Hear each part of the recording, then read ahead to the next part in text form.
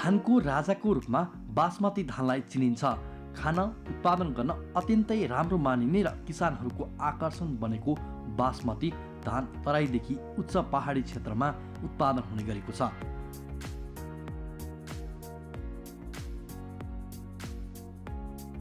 धानको उत्पत्ति सम्बन्धी फरक विचार रहे पनि हिमालयको दक्षिणी भागमध्ये नेपाल पनि एसियन धानको उत्पत्ति भएको एक स्थान हो। नेपालमा कम्तीमा 4वटा जङ्गली प्रजातिका धान पाइनु र रैथाने जात पनि प्रचुर मात्रामा पाइनु एउटा पुष्टि हो। वैदिक कालदेखि नै नेपालमा खेती गर्न थालिएको धान बाली सम्बन्धी जानकारीहरू विभिन्न आलेखमा पनि पढ्न पाइन्छ।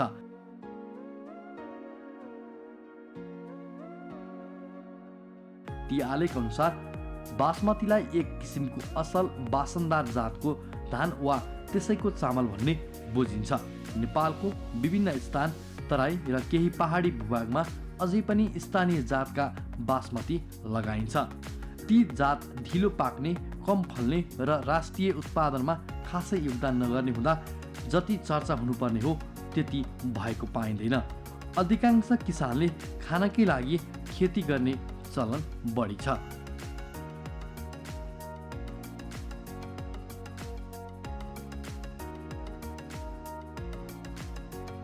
विभिन्न स्थानमा बासमती धानलाई सानो क्षेत्रमा भए पनि व्यावसायिक रूपमा खेती गर्दै आइएको छ। राष्ट्रिय कृषि आनुवंशिक स्रोत केन्द्र जिन बैंक कुमलटारमा बाजुरा, मुस्ताङ, धादिङ, ललितपुर, डोटी, डडेलधुरा, बैतडी, नुवाकोट, बझाङ, रामेछाप लगायतका जिल्लाहरूका किसानहरूबाट सङ्कलन गरिएको मसिनो, डाँडा, झिनुवा, हंसराज, कालो बासमती लगायत नाम गरेका धानका जातहरू सबै र सधैँका लागि संरक्षण गरिएको छ।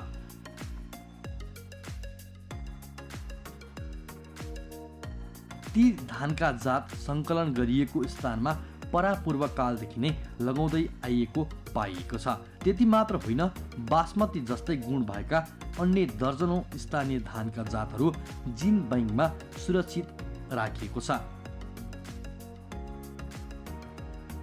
ती धानका जात मात्र होइन, ती नाम पनि हाम्रा सम्पत्ति हुन्। राष्ट्रिय र अन्तर्राष्ट्रिय जिन बैंकमा नेपालको रैथाने बासमती नामबाटै संरक्षण भएर रहनु नेपालले बासमती नाममाथि अन्तर्राष्ट्रिय समुदायमा आफ्नो पनि अधिकार दाबी गर्ने बलियो प्रमाण हुन्।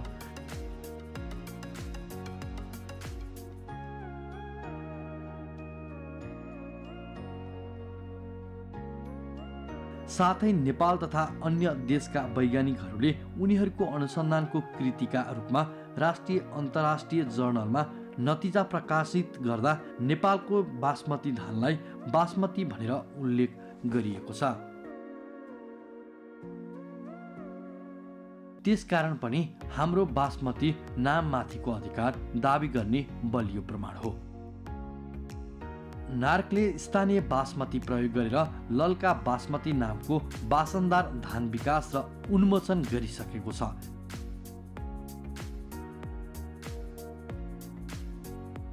बासमती धान चाहिँ हामीले यो चाहिँ एकदम स्पेसल जात, जसलाई हामीले किङ्स अफ राइस अथवा प्रिन्स अफ राइस पनि भन्ने गर्दै आएको छौँ र यसको चाहिँ अन्तर्राष्ट्रिय स्तरमा मार्केट भ्यालु एकदम राम्रो छ। अनि त्यो अन्तर्राष्ट्रिय मार्केट भ्यालु राम्रो भएको हुनाले अन्तर्राष्ट्रिय क्षेत्रमा बासमती धानको हामीले बुझ्ने चाहिँ प्याटेन्ट राइट भन्छौँ, प्याटेन्टको अधिकार लिने प्रयास चाहिँ धेरै पटक भयो। अनि अमेरिकाले प्याटेन्ट राइट चाहिँ बासमतीमा लियो र उनीहरूले 1-2 वर्ष चाहिँ मार्केटिङ गर्यो। पछि इन्डियाले त्यसलाई अपोज गरिसकेपछि त्यो प्याटेन्ट चाहिँ फिर्ता भयो र त्यसपछि चाहिँ बासमती राइसलाई युरोपियन युनियनमा भौगोलिक सङ्केत चिन्ह पाऊँ भनेर इन्डियाले चाहिँ त्यहाँ दाबी गर्यो। त्यो दाबी गरेपछि के हुन्छ भन्दा अब इन्डियाले यदि त्यो ट्याग पायो भने त्यो युरोपियन युनियनमा बासमती धान इन्डियाले मात्र बेच्न पाउँछ लिगल रूपमा, हामीले बेच्न पाउँदैनौँ। तर हामीले हेर्ने हो भने त नेपालमा बासमती धान त सदियौँदेखि र धेरै किसिमको बासमती धान चाहिँ नेपालमै उत्पादन हुन्छ र हामी त यसलाई के भन्छौँ भन्दा यसको उत्पत्ति थल नेपालको तराई बेल्ट हो भन्छौँ। अब यदि त्यस्तो हो भने अब इन्डियाले त्यो जिआई ट्याग पायो भने त हाम्रो नेपाली किसानहरूले त्यसलाई मार्केटिङ गर्न गाह्रो हुने भयो, त्यसलाई हामीले प्रोहिबिसन हुनसक्छ भन्छौँ। जस्तो हाम्रो नेपाली किसानले युरोपियन देशहरूमा बासमती धान बेच्नु पर्यो भने उनीहरूले लिगल रूपमा बेच्न नपाउने अवस्था आउने सिर्जना भयो। अनि त्यो भइसकेपछि हाम्रो नेपाल सरकारले कृषि मन्त्रालय प्लस उद्योग मन्त्रालय र नार्क मिलेर 3टा संस्था मिलेर हामीले अर्जेन्ट मिटिङ कल गऱ्यौँ। अनि मिटिङबाट एउटा एप्रुभ भयो कि नेपाल सरकारले पनि त्यहाँ युरोपियन युनियनमा अपोज गर्ने बासमती राइसको लागि भनेर त्यो निर्णय गरेर हामीले त्यहाँ अपोज लेटर हाल्यौँ। अनि अहिले हामीले त्यो अपोज लेटर सँगसँगै यो त मुद्दा लडाए जस्तै हो, अनि त्यसलाई थुप्रै प्रुफ र इभिडेन्स चाहिन्छ। अनि हामीले थुप्रै प्रुफ र इभिडेन्स चाहिँ सङ्कलन गऱ्यौँ। अहिलेसम्मको अवस्थामा हामीले 80 किसिमको त्यस्ता डकुमेन्टहरू हामीले कम्पाइल गऱ्यौँ। अनि हामीले रिपोर्ट बनाउँदैछौँ। अनि त्यो रिपोर्ट हामीले यो जनवरीभित्रमा युरोपियन युनियनमा सबमिट गर्छौँ। अनि त्यसपछि युरोपियन युनियनले हाम्रो क्लेमहरू अध्ययन गर्छ, पाकिस्तानको पनि हालिसके उनीहरूको अध्ययन गर्छ, इन्डियाको पनि अध्ययन गर्छ। र यो 3टै देश इलिजिबल छ भने 3टै देशले बासमतीको लागि भौगोलिक सङ्केत चिन्ह पाउन सक्छ। यदि त्यो पायो भने त्यसको एडभान्टेज, जस्तो नेपालमा त तपाईँहरू आफूलाई थाहा होला, हाम्रो ठाउँ विशेष उत्पादनलाई हामी बढी पैसा तिर्छौँ, किनकि त्यो ठाउँ विशेष उत्पादनले आफ्नो क्वालिटी जो चाहिँ गुण छ यथार्थ त्यो चाहिँ राखिरहेको हुन्छ। जस्तो तपाईँले हेर्नुभयो होला जुम्ली सिमी, जुम्ली मार्सी धान, तिनीहरूलाई अलिकति बढी तिर्ने चलन छ। जुम्लाको स्याउ भयो, त्यो धेरै छ नि त। तर ठाउँ विशेष उत्पादन नेपालको चाहिँ थुप्रै छ। अनि हाम्रो जोड के भन्दा त्यस्ता ठाउँ विशेष थुप्रै उत्पादनहरूलाई जिआई ट्याग भन्छ छोडकरीमा, भौगोलिक सङ्केत चिन्हको ट्याग, त्यो चाहिँ दिनुपर्छ भनेर चाहिँ हाम्रो अभियान चाहिँ हो। अनि अहिलेको केस चाहिँ नेपालमा भौगोलिक सङ्केतको नियम ल चाहिँ नभएको हुनाले तत्काललाई नेपाल सरकारले जिआई ट्याग आफ्नो उत्पादनलाई दिन सक्ने अवस्था चाहिँ रहन्छ। अब चाहिँ यो वर्षमा सायद ड्राफ्ट चाहिँ बनिसकेको रहेछ। ड्राफ्ट बन्यो भने यो सबै समुदायमा जहाँ जहाँ ठाउँ विशेष उत्पादन छ त्यो सबै कृषि उपजहरूलाई जिआई ट्याग चाहिँ लिनुपर्छ। जस्तो तपाईँले इन्डियामा हेर्नुभयो भने त्यहाँ थुप्रै 100औं वस्तुहरूलाई जिआई ट्याग दिइसकेको छ। र पहिलो उनीहरूको जिआई ट्याग भनेको दार्जिलिङ चिया, जो चाहिँ ग्लोबल लेभलमा प्रख्यात छ। अब दार्जिलिङ चिया भनेर जुन मोनेटरी बेनिफिट लिने हो त्यो चाहिँ त्यहाँको दार्जिलिङ किसानले मात्र लिन पाउँछ। नेपालमा हामीले भौगोलिक सङ्केतको लागि त्यस्ता के छ त रैथाने उपज भनेर हामीले लिस्ट आउट गर्दाखेरि 100 भन्दा बढी त्यस्ता कृषि उपजहरू जुन चाहिँ बासमती धान जस्तै एकदम युनिक छ, त्यस्ता चिज चाहिँ हामीले लिस्ट आउट गऱ्यौँ र पब्लिस पनि गऱ्यौँ। त्यसरी बजारमा अथवा अन्तर्राष्ट्रिय बजारमा हाम्रो उपजलाई एकाधिकार रूपमा बजारीकरण गर्ने हो भने जिआई ट्याग चाहिँ अपरिहार्य हो र यसले चाहिँ मार्केट एस्योर गर्छ। यसको भ्यालु चाहिँ छुट्टै छ र सिधै त्यो मोनेटरी बेनिफिट हाम्रो किसानले पाउन सक्छ। त्यही भएर भौगोलिक सङ्केतको हेर्ने हो भने ग्लोबल लेभलमा तपाईँले जर्मनीको हेर्नुभयो भने सबैभन्दा बढी जिआई ट्याग लिएको जर्मनीमा छ। त्यहाँ 9000 भन्दा बढी उपजलाई, 9000 भनेर त धेरै हो नि। तपाईँले सुन्नुभयो होला विभिन्न किसिमको वाइनमा चाहिँ अझ बढी छ। विभिन्न स्कच हुस्कीदेखि लिएर अरूमा थुप्रैमा जिआई ट्याग चाहिँ लागेको देखिन्छ। जस्तो सबैभन्दा राम्रो इक्जाम्पल हाम्रो जुजुधौ त सबैलाई थाहा छ नि, भक्तपुरको दही जुजुधौ, त्यो त एकदम इजी छ to get the GI tag. तर अहिलेसम्म त्यसमा प्रयास भएको छैन। सबैलाई वेल नोन छ नि त भक्तपुरको दही भनेपछि मान्छेहरू बढी पैसा तिर्छन् र कन्ज्युमरले के विश्वास गर्छ भन्दा भक्तपुरको दही भन्ने बित्तिकै यसमा एकदम एक्सेप्टेबल क्वालिटी, टेस्टी चाहिँ हाई छ भनेर बढी पैसा तिर्छ नि। हामी यहीँ सिम्पल बजारमा हेऱ्यौँ भने, तर त्यसलाई लिगलाइज गर्न चाहिँ बाँकी हो। अनि अहिले हामीले गर्नु खोजेको चाहिँ बासमती धानलाई चाहिँ लिगलाइज हो।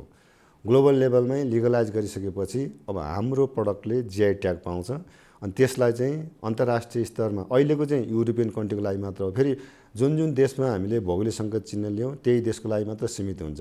जस्तो अहिलेको एप्रोच भनेको भौगोलिक सङ्केत दिने चाहिँ युरोपियन युनियनको सबै देशहरूमा हो। त्यो ट्याग पायो भने हाम्रो किसानले, अब हुन त हामी कहाँ धान उत्पादन त कम छ, तर फ्युचरमा त हुनसक्छ नि त। हामीले यदि बासमती धानले ग्लोबल मार्केट लिएर राम्रो मोनेटरी बेनिफिट लियो भने त त्यो त हाम्रो देशको इकोनोमिक पनि बुम हुन्छ। तर हामीले हेर्दाखेरि बासमती धानलाई अन्तर्राष्ट्रिय मार्केटिङ गरेर नेपालको आर्थिक स्तर उकास्ने ठाउँ चाहिँ देखिन्छ। त्यसमा हामीले गर्नुपर्ने पाटा थुप्रै छ। जस्तो किसानहरूलाई सोध्यो भने बासमती धान चाहिँ उत्पादन कम हुने, अलि ढिलासम्म फल्ने, हार्भेस्ट गर्न टाइम लाग्ने भन्ने गुनासाहरू छन्। त्यसलाई चाहिँ हाम्रो नार्क जुन चाहिँ अनुसन्धानको लागि प्राप्त फेसिलिटीदेखि लिएर म्यान पावर छ उसले चाहिँ सुधार्नु पर्यो। हामी जातीय सुधार काम चाहिँ गर्न बाँकी छ। हुन त तपाईँले हेर्नुभयो होला नेपालमा नेपालको राजपत्रमा 4वटा त्यस्ता बासमती धानहरू रिलिज भएको छ, नेपालको गजेटमा पब्लिस पनि भएको छ। त्यो हिसाबले त्यस्ता थुप्रै जातहरू हामी त्यसरी रजिस्टर पनि गर्न सक्छौँ। अनि त्यो पनि एउटा इभिडेन्स हो। हामीले युरोपियन युनियनमा नेपालको राजपत्रमा 4वटा बासमती धान चाहिँ अलरेडी पब्लिस भइसकेको छ भनेर हामीले सब्मिट गर्दैछौँ। त्यसरी हामीले युरोपियन युनियनमा जम्मा 13वटा बुँदाहरू सब्मिट गरेका छौँ।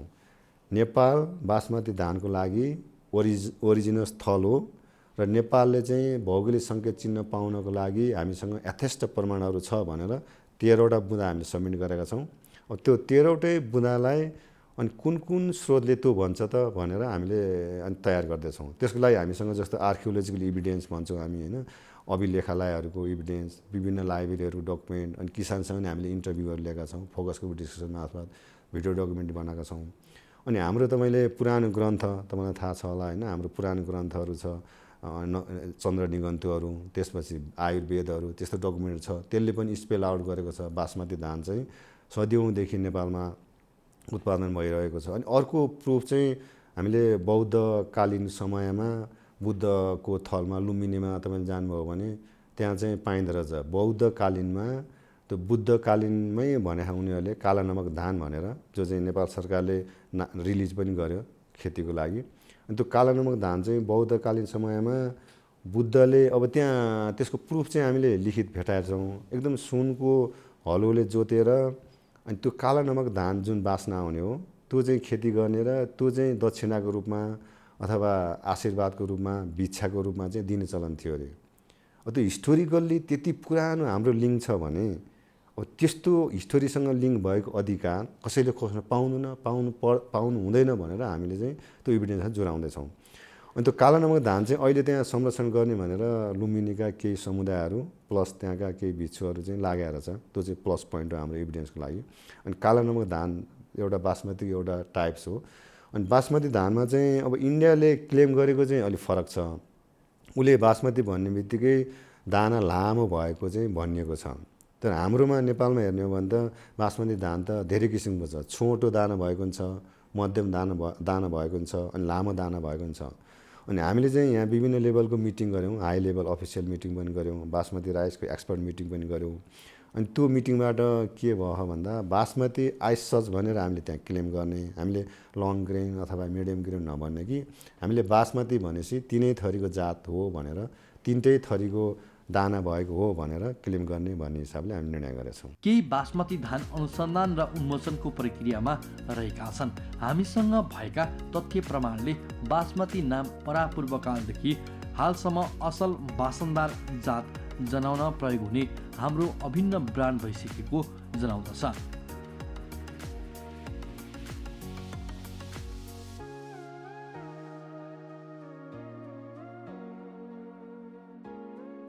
स्थानीय बासमतीको तीव्र विकास, ब्रान्डिङ र व्यवसायीकरण गर्न अब ढिला गर्नु हुँदैन। वैज्ञानिक खोज अनुसन्धान राज्यको न्यून प्राथमिकतामा छ।